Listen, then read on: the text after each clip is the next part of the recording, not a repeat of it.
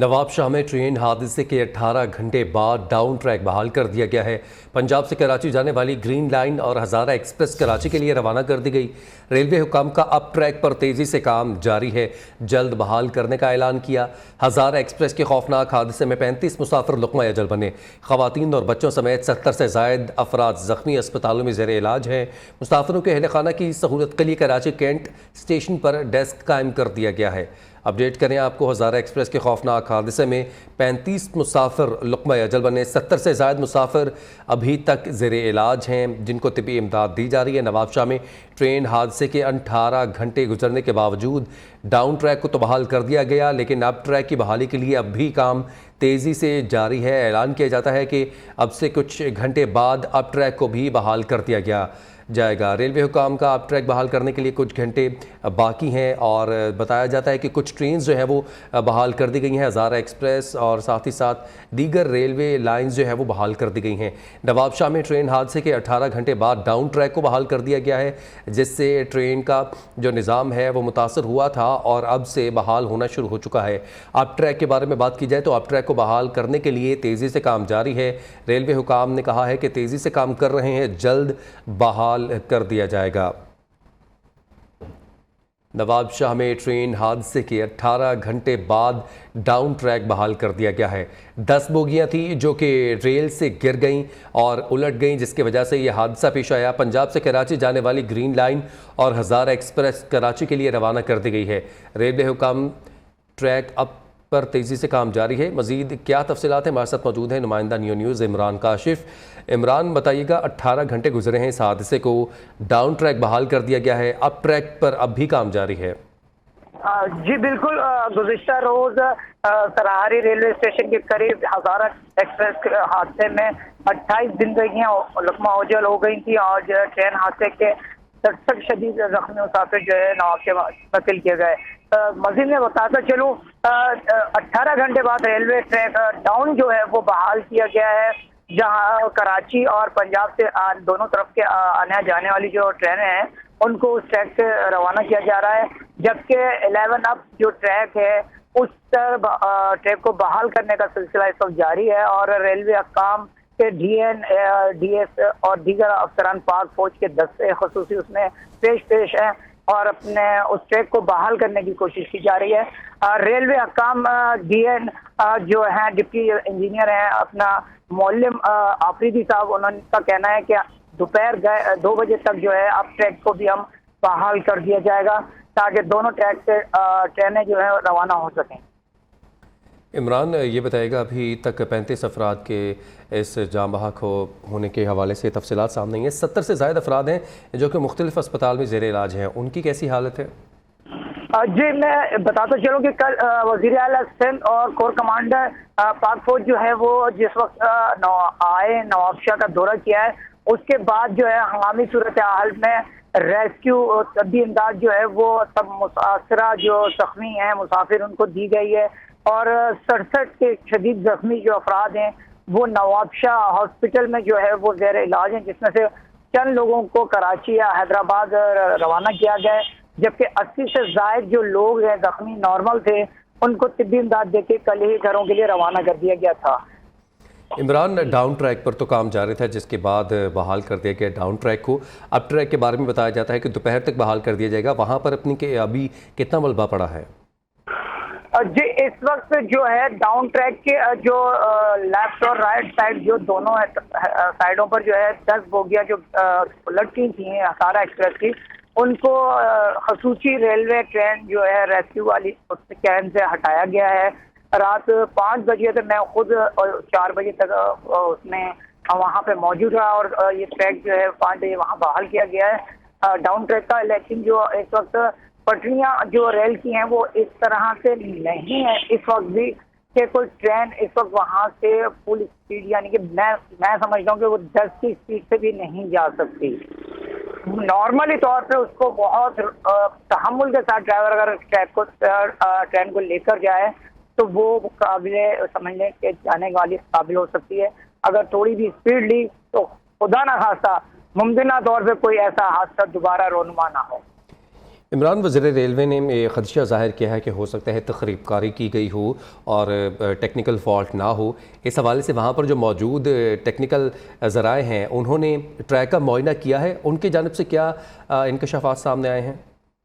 जी कल ख्वाजा साद रफीक साहब भी प्रेस मीडिया उनका बयान था लेकिन जो है मैं अफसोस से ये कहता चलूँ कि जो हमारी मॉनिटरिंग थी और जो हमने वक़ा पे जाके हमने जो सर्च किया अपने न्यूज़ के हिसाब से, तो वहाँ जो ट्रैक कम अज़ कम आप अगर 1 से 2 फीट का पैदल चहलकदमी करते हुए अगर दोनों आप और डाउन ट्रैक देख लें, रेलवे स्टेशन सरहारी के मुकाम के ऊपर ही मैन जंक्शन कर, तो वहां से रेलवे की जो स्लीपर थे वो टूटे दिखाई दे रहे हैं और मैक्सिमम वो आधा किलोमीटर तक का फासला जो है वो ट्रैक को इसी तर्ज नहीं है कि अगर आप उसके स्लीपर्स के जो लिमिट है वो हाथ से उठाकर आप देख सकते हैं कि वो स्लीपर की नोयत के खस्ता हाल हुआ है।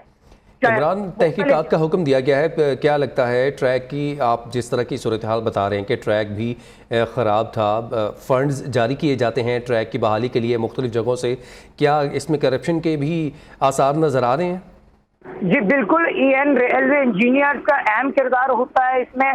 रेलवे ट्रैक के जो लोकल इनके एम्प्लॉयर्स होते हैं उनके साथ ये दौरा करते हैं, मखसूस एक छोटी सी गाड़ी बनी हुई होती है जिससे ये दौरा करके उसको ट्रैक के नोयत को देखा जाता है कि कहीं उसके क्लिप तो लूज नहीं है या ट्रैक के स्लीपर्स तो लूज नहीं है, या इस वक्त जो मकसद सर्दियाँ भी आती हैं तो ट्रैक काफ़ी चेंज हो जाता है क्योंकि सख्त होने की वजह से उसमें क्रैश आ जाती हैं।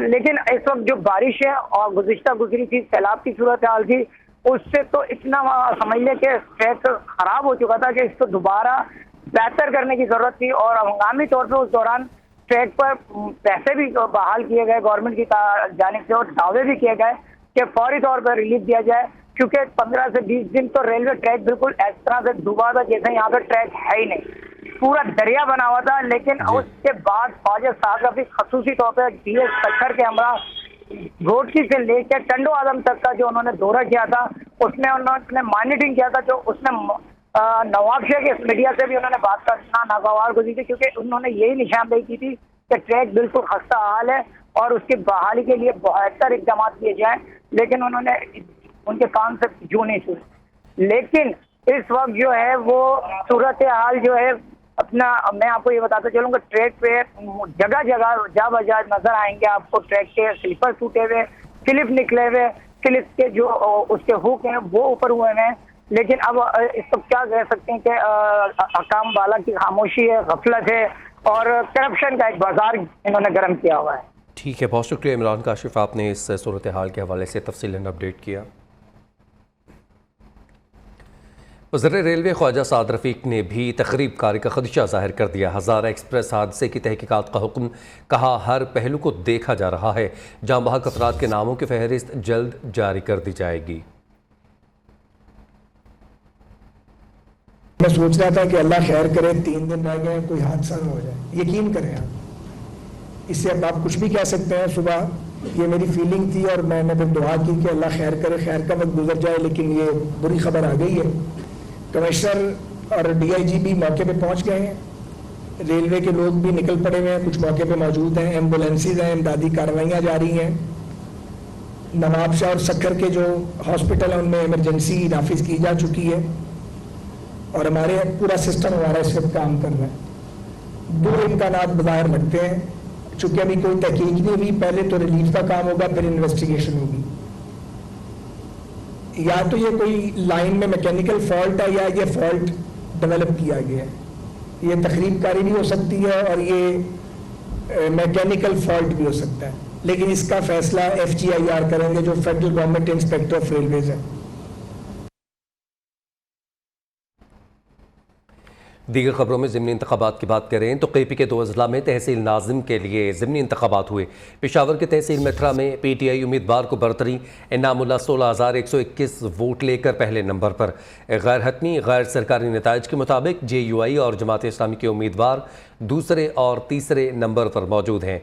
एबटाबाद की तहसील हवेलिया में आज़ाद उम्मीदवार ने मैदान मार लिया, PTI का दूसरा और नून लीग का तीसरा नंबर है। 9 अगस्त को कौमी असम्बली तहलील कर दूंगा, वज़ीर आज़म शहबाज शरीफ का ऐलान। खुडियाँ खास में खिताब में कहा, नवाज शरीफ जल्द वतन वापस आएगा और पाकिस्तान की तारीख बदल देगा। हुकूमत संभाली तो जानता था कि हालात ख़राब हैं, मगर ये नहीं जानता था कि इतने ख़राब हैं। महंगाई की बुनियाद पीटीआई हुकूमत ने रखी। माजी की हुकूमत और कुछ लोगों ने मिलकर दहशत गर्दों को सवात में बसने की दावत दी। मैं 9 तारीख को अपनी हुकूमत यानी असेंबली को डिसॉल्व कर दूंगा। बाकी फिर अल्लाह के हाथ में है। नवाज शरीफ इंशाअल्लाह जल्द आएगा और पाकिस्तान की तकदीर आके बदल देगा इंशाअल्लाह। और जब मुझे ये बोझ, ये जिम्मेदारी मिली तो मुझे इल्म था कि हालात खराब हैं, लेकिन मुझे इसका इल्म नहीं था कि हालात इतने खराब हैं। जब जिम्मेदारी मिली तो बहुत मुश्किलात थी। मेरे पास 2 ही रास्ते थे कि खुदा ना खास्ता पाकिस्तान डिफॉल्ट कर जाए। इज्तिमाई काविशों से, इज्तिमाई बसीरत से, अल्लाह ताला के फज़्ल व करम से पाकिस्तान डिफॉल्ट से बच गया। महकमे दाखिला पंजाब ने चेयरमैन पीटीआई को जेल में बी क्लास देने की मंजूरी दे दी है। चेयरमैन पीटीआई को बी क्लास के तहत तमाम सहूलियात मिल चुकी हैं। चेयरमैन पीटीआई को जेल में हफ्ते में 1 रोज़ फैमिली से मुलाकात की इजाज़त होगी। अटक जेल की सिक्योरिटी मज़ीद सख्त कर दी गई है। जेल के एतराफ़ को रेड जोन करार देकर एलीट फोर्स के दस्तों ने सिक्योरिटी संभाल ली। तहरीक इंसाफ के वाइस चेयरमैन शाह महमूद कुरैशी की ज़र सदारत कोर कमेटी की बैठक। वीडियो पैगाम में शाह महमूद कुरैशी ने कहा, चेयरमैन पीटीआई को जेल में भिजवाया जाने वाला खाना नहीं दिया गया, ना ही वकला को रसाई दी गई है। चेयरमैन पीटीआई की जान को ख़तरा है। आला अदलिया को फौरी इसका नोटिस लेना चाहिए। कोर कमेटी की पहली तरजीह उनकी रिहाई है। खाना भिजवाया जाता है, उन तक नहीं दिया जाता, इनकार कर दिया जाता है। वकला रसाई मांगते हैं, इनकार कर दिया जाता है। कल भी कोशिश की गई, आज फिर वकला की टीम इस वक्त भी अटक में मौजूद है। हमारी आला अदलिया को इसका नोटिस लेना चाहिए और मैं तवक्को करता हूं कि हमें इंसाफ दिया जाएगा। खबरदार, होशियार, फेक न्यूज़ पर गहरी नज़र रखें। फेक सोशल मीडिया अकाउंट से जाली वीडियो वायरल करवाई जाने लगीं। अटक जेल के बाहर एहतजाज की जाली वीडियोस वायरल हुई। अटक जेल के बाहर कोई मुजाहरा नहीं हुआ। अटक जेल के अतराफ सिक्योरिटी सख्त है और दफ़ा 144 का नफाज है। चेयरमैन पीटीआई को कानूनी तरीक़ेकार के तहत सज़ा दी गई। तोशाखाना में चोरी साबित होने पर जज ने फैसला दिया जो बड़ा क्लियर है। चेयरमैन पीटीआई को तो फिर हाई कोर्ट और सुप्रीम कोर्ट में अपील का हक दिया गया है, जबकि नवाज शरीफ को तो डायरेक्ट सुप्रीम कोर्ट ने सज़ा दी थी। नवाज शरीफ को तो अपील का हक भी ना दिया गया। वज़ीर क़ानून आज़म नज़ीर तारड़ का सेनेट इजलास में इजहार ख्याल, कहा, जब चोरी की है तो सज़ा भुगतना पड़ेगी। कौमी असम्बली के बाद सेनेट से भी ऑफिशियल सीक्रेट एक्ट तरमीमी बिल 2023 कसरत राय से तरमीम के बाद मंजूर कर दिया गया। बगैर वारंट गिरफ्तारी और गैर मुल्की एजेंट से गलती से राबते में रहने को जुर्म करार देने की शिक बिल से निकाल दी गई। हुकूमत इत्तेहादी JUI ने बिल की मुखालफत की। इस्लामाबाद से जावेद नूर की रिपोर्ट मुलाहिजा कीजिए। बाकी वजीर कानून आजम नजीर तालड़ ने ऑफिशियल सीक्रेट्स एक्ट तरमीमी बिल 2023 5 तरमीम के साथ पेश किया, जिसे कसरत राय से मंजूर कर लिया गया। बिल के मुताबिक हसास इदारों के मुखबरों की शनाख्त मुनकशफ करने पर 3 साल कैद और 10 लाख रुपए जुर्माना होगा। इलेक्ट्रॉनिक डिवाइसेस, डाटा, मालूमात, दस्तावेजात या दीगर मवाद को तहकीकात में बतौर शवाहिद पेश किया जा सकेगा। तहकीकात के लिए वफाकी तहकीकाती इदारे FIA के ग्रेड 17 या ऊपर अफसर को DGFIA नामजद करेगा। DGFIA को इख्तियार होगा कि वो मुश्तरका तहकीकाती टीम बनाएगा जो FIA और हसास इदारों के अफसरों पर मुश्तमिल होगी। तहकीकात 30 रोज में मुकम्मल करना होगी। बगैर वारंट गिरफ्तारी और गैर मुल्की एजेंट से गलती से राब्ते में रहने को जुर्म करार देने की शिक बिल से निकाल दी गई। DGFIA जो है उसको वो नोटिफाई करेंगे और किसी ऑफिसर को करेंगे ऑथोराइज। सर क्लॉज 9 की जो अमेंडमेंट है उसमें इंसर्शन ऑफ सेक्शन 2A जो कि रिपोर्ट में आई है इस शक्ल में कि notwithstanding anything contained in this act or any other law for the time being enforced, the officer authorized by Director General FIA not below the rank of Superintendent of Police। Senate में Pakistan international airline bill 2023, higher education तरमीमी bill और ज़कात और उशर तरमीमी bill मंजूर कर लिए गए। Higher education commission तरमीमी bill वजीर खजाना इसहाक डार ने पेश किया, जिसे कसरत राय से मंजूर कर लिया गया। ये कि ग्राउंडिंग की वजह से 71 बिलियन सालाना उसको जो रेवेन्यू का उसको लॉस हुआ अभी भी ये जो साल अभी गुजर रहा है, क्योंकि हम बहुत स्ट्रिक्टली मॉनिटरिंग कर रहे हैं, कोशिश कर रहे हैं, हर दूसरे तीसरे महीने ईसीसी में आ जाती है पीआईए और सिविल अपना एविएशन, हमारी एविएशन मिनिस्ट्री, और वो पैसे मांगते हैं। वजीर कानून आजम नजीर तालड़ ने ऐवान में पेश करदा पुरतशद्दुद इंतहा पसंदी रोकथाम तरमीमी बिल वापस ले लिया। ज़कात व अशर तरमीमी बिल वजीर मुमलिकत शहादत अमान ने पेश किया, जिसे ऐवान ने मंजूर कर लिया। डिजिटल मरदमशुमारी में गलती की गुंजाइश कम है, इसका फैसला माजी की हुकूमत करके गई थी। डिजिटल मरदमशुमारी में हुकूमत की कोई बदनीयती शामिल नहीं। वज़ीर ख़जाना के सेनेट में इजहार ख्याल इसहाक डार कहते हैं, साबिक वज़ीर हवाबाजी के बयान से PIA को आलमी सतह पर भारी नुकसान हुआ। PIA और पाकिस्तान स्टील मिल की बेहतरी चाहते हैं। हुकूमत PIA के खसारे में कमी के लिए ठोस इक़दाम कर रही है। अच्छा, पहला डिजिटल सेंसस हुआ है और उसके बाद ये मुमकिन ही नहीं है कि 9.09% जो उससे पहले नंबर था वो 9.09% आबादी की इंक्रीज थी। तो मैं समझता हूं कि हमें रियलिस्टिक होकर देखना चाहिए। अब देखें, पूरा रिकॉर्ड लें, चेक करें, सूबे के पास भी जा रहा है, उन्हें तसल्ली होने के बाद फिर उन्होंने फैसला किया तमाम 8 के। अच्छा, बाय द वे, ये फैसला इस सेंसस का माजी की हुकूमत करके गई है। ये जनवरी 22 में ये फैसला काउंसिल ऑफ कॉमन इंटरेस्ट का है कि फौरी तौर के ऊपर अगली जो 2023 में इलेक्शन होने जा रहे हैं, जो ड्यू है, उसके लिए डिजिटल सेंसस का इत्तेमाम किया जाए और उसके लिए इस पे कौम ने 34 अरब रुपया खर्च किए जनाब चेयरमैन। तो मैं समझता हूं कि आप हकायक देख लें, फिर जो अगर कोई डिस्क्रिपेंसी है तो वो तो हमेशा आप राइट है कि उसको आप टेकअप करें। आगे बढ़ते हुए आपको बताएं कि जमात इस्लामी ने मरदमशुमारी के नताइज मुस्तरद कर दिए। हाफिज नईमुर रहमान कहते हैं, MQM ने शहर को सस्ते दामों बेच दिया। ट्रांजिशन परेड के खिलाफ हाई कोर्ट से भी रुजू करेंगे। कराची से रिपोर्ट करेंगे हम्माद यूसुफ।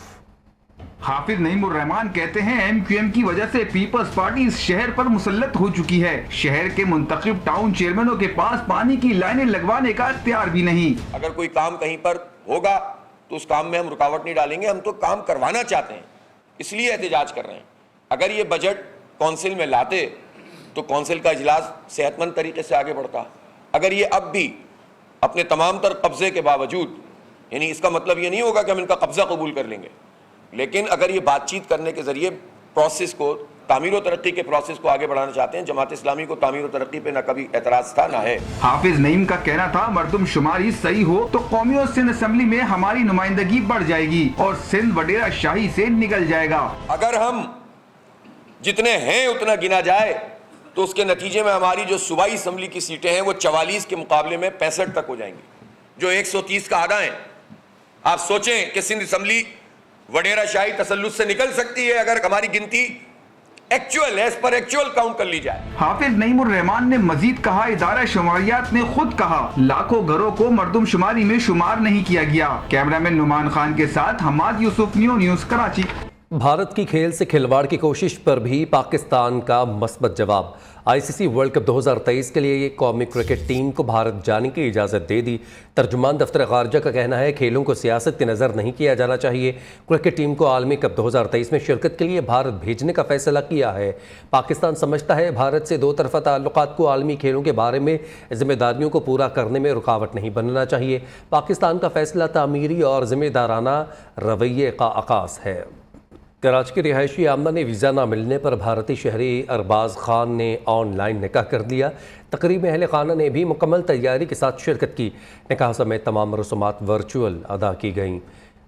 भारतीय मीडिया के मुताबिक जोधपुर के रिहायशी अरबाज खान की आमना के साथ निकाह की तारीख रख दी गई। भारतीय हुकूमत ने दुल्हन को वीज़ा देने से इनकार कर दिया, जिसकी वजह से निकाह वीडियो कॉन्फ्रेंस के ज़रिए मुनाक़िद किया गया, जिसमें दुल्हा दुल्हन ने रवायती लिबास ज़ेब-ए-तन कर रखा था। जोधपुर में निकाह ख्वाह ने कराची में मौजूद दुल्हन का भारतीय दुल्हे से निकाह पढ़वाया। दुल्हे का कहना था कि दोनों ममालिक के दरमियान हालात ठीक हो जाएंगे और जल्द वीज़ा भी मिल जाएगा। दोस्ती से शुरू होने वाली कहानी का भयानक अंजाम। बरतानिया में टिकटॉकर माँ बेटी कत्ल के इल्ज़ाम में गिरफ्तार कैसे हुई। बरतानिया में एक अनोखे कार हादसे की गुत्थी सुलझ गई। इंकशाफात ऐसे हैं कि सब ही हैरान रह गए। जहां पुलिस के किरदार की तारीफ हो रही है, वहीं मकतूल ख़ानदान की जानिब से बरवक्त एक्शन को भी दाद दी जा रही है। मगर ये मामला क्या है, तफसीलात इस रिपोर्ट में। कमसन लड़की तशद्दुद केस में नया मोड़। सिविल जज की अहलिया सोमिया आसिम ने रिजवाना को घरेलू मुलाजमा मानने से ही इनकार कर दिया। स्पेशल इन्वेस्टिगेशन टीम को बयान रिकॉर्ड करवा दिया। कहा, बच्ची हमारे घर पर मुलाजमा नहीं थी, ना काम करती थी। तफसीलात ज़ीशान सैयद की रिपोर्ट में। तशद्दुद केस जुडिशल अकेडमी के इंतजामी अफसर की अहलिया और मुलजमा सोमिया आसिम तफ्तीशी टीम के सामने पेश सेहते जुर्म से इनकार कर दिया। मुलजिम सोमिया आसिम का अपने बयान में कहना था, रिजवाना उनके घर पर तो काम ही नहीं करती थी। बच्ची के वालिदैन को इमदाद के तौर पर अब तक 60,000 रुपए अपने शोहर के मोबाइल अकाउंट से भेजे। बच्ची पर कोई तशद्दुद नहीं किया। इसे स्किन एलर्जी थी। सर पर चोट कैसे लगी हमें नहीं मालूम। मुलजिमा का बयान में कहना था, बच्ची के सर के जख्म पर कभी नजर ही नहीं पड़ी। रिजवाना को इस्लामाबाद में 26 नंबर चुंगी पर वालिदैन के हवाले किया था। स्पेशल जेआईटी ने मुलजिमा से तहरीरी जवाब भी तलब कर लिया। मुलजिमा सोमिया आसिम रिजवाना तशद्दुद केस में अबूरी जमानत पर हैं। प्रोडक्शन टीम के साथ ज़ीशान सैयद, न्यूज़ इस्लामाबाद। कोयटा समेत बलूचिस्तान भर में चीनी की कीमतों में बेतहाशा इजाफा किया जा रहा है, जिसका अंदाज़ा इससे लगाया जा सकता है कि सिर्फ 20 दिनों में चीनी की फ़ी किलो कीमत में 40 रुपये का इजाफा हुआ। कम आमदनी वाले तबकात का कहना है कि हुकूमत नाम की कोई चीज़ नहीं है, क्योंकि इनको हालात के रहमो करम पर छोड़ दिया गया है। तफसीलात के साथ कोयटा से हमाद अली। कोयटा में चीनी की कीमतों में बेतहाशा इजाफा। चीनी डीलर एसोसिएशन के ओहदेदार आसिफ तरीन इसकी बड़ी वजह चीनी की किल्लत को करार देते हैं। जो भी किल्लत हो गई, जब किसी चीज़ की किल्लत होगी तो कंपटीशन में वो महंगी होती है, तो शॉर्टेज की वजह से इसकी कीमत बढ़ी है। चीनी की फ़ी किलो कीमत में गुज़िश्ता 20 दिनों में 40 रुपये का इजाफा हुआ, जिसके बाद कोयटा समेत बलूचिस्तान में चीनी की फ़ी किलो कीमत 180 रुपये तक जा पहुंची। कम आमदनी वाले तबकात इस पर तशवीश में मुब्तला हैं। पहले 120 रुपए पे हम इधर ही से लेते थे, अभी 180 रुपए पे चीनी जा चुका है। लेकिन ये कि हुकूमत से अपील है कि इसको जो सारा चीनी जो अफगानिस्तान के लिए जा रहा है, इसको रोका जाए। ताजिरों ने चीनी की कीमतों में कमी लाने के लिए बलूचिस्तान के कोटे को मौजूदा आबादी की तनासुब से बढ़ाने का मुतालबा किया है। कैमरामैन आसिम बलोच के साथ हम्माद अली, न्यू कोयटा। प्रॉपर्टी पर कैपिटल गेन टैक्स की शरह के हवाले से तफसीलात सामने आ गई। एडवांस टैक्स की शरह में भी इजाफा कर दिया गया। प्रॉपर्टी ख़रीदने वाले को सेक्शन E7 का फॉर्म भी भर कर देना होगा, जिसमें उसका नाम, शनाख्ती कार्ड नंबर और दीगर प्रॉपर्टी की तफसीलात देना लाजिम है। प्रॉपर्टी पर टैक्सेस की बढ़ाई गई शरह और मुमकिन नए सर्वे के हवाले से रिपोर्ट करेंगे अशरफ मेहताब। प्रॉपर्टी पर मजीद टैक्स न लगाने के वजीर खजाना के बयान के बावजूद प्रॉपर्टी की फरोख्त 50% की हद तक रुक गई। खरीदार खौफजदा है कि अब इसे कोई भी प्लाट या घर खरीदने के लिए दीगर प्रॉपर्टी की तमाम तफसीलात देना होगी। अगर खरीदार तफसीलात ना भी दे तो सेक्शन E7 के तहत दी गई मालूमात से FBR तमाम तफसीलात हासिल कर लेगा। ज़राए आमदन बताने के साथ आमदन पर टैक्स दिया या नहीं ये भी बताना होगा। अगर टैक्स की अदायगी नहीं की या कम की है तो इस पर टैक्स और जुर्माना लग सकता है, या फिर दोनों ही अदा करने पड़ेंगे। कैपिटल गेन टैक्स की शरह फाइल्स के लिए 2 से 3% कर दी गई। नॉन फाइलर के लिए 4 से 6% खरीदार को एडवांस टैक्स लगता था, लेकिन इसकी शरह भी बढ़ाकर 7 से 10% कर दी गई। 2 साल के अंदर प्लॉट या घर फरोख्त करने वाले पर कैपिटल टैक्स का इतलाक होगा। 2 साल के बाद फरोख्त करने पर कैपिटल टैक्स का इतलाक नहीं होगा। FBR ज़राए के मुताबिक शहरियों की तमाम प्रॉपर्टी 1 जुलाई 2023 के बाद किसी भी वक्त नया सर्वे कराया जाएगा। सेक्शन E7 पर अमल करके ही नए टैक्स गुजारों को टैक्स नेट में लाया जा सकता है। नए सर्वे में FBR वैल्यू को 50 से 100% तक बढ़ाए जाने का इम्कान बढ़ गया है। दही इलाकों में प्रॉपर्टी की वैल्यू DC रेट, जबकि शहरियों के पोश इलाकों में FBR रेट चल रहा है। Ashraf Mehtab, news Lahore. Prime minister's youth programme talent hunt youth sports national men's women's hockey league का आगाज़ हो गया। पहले रोज़ 6 मैचेस का फैसला हुआ। विमेंस में Punjab colour, Punjab white, Sindh colour, Sindh white की कामयाबी, जबकि मेंस के मुकाबले में सिंध कलर और सिंध वाइट ने अपने मैचेस जीत लिए। लाहौर में खेले गए मैचेस में पहले विमेंस मैच में पंजाब कलर ने खैबर पख्तूनख्वा कलर को बआसानी 29 गोल से शिकस्त दी। मैच में हैट्रिक्स की हैट्रिक बन गई। पंजाब कलर की 4 खिलाड़ियों ने हैट्रिक की। कप्तान अरीबा सरवर ने 10 गोल स्कोर किए। कोयटा हॉकी टीम की HSC की गलत पॉलिसीज़ पर तनकीद। वज़ीर-ए-आज़म youth talent hunt programme hockey all Pakistan international provincial league से बायकॉट का ऐलान कर दिया।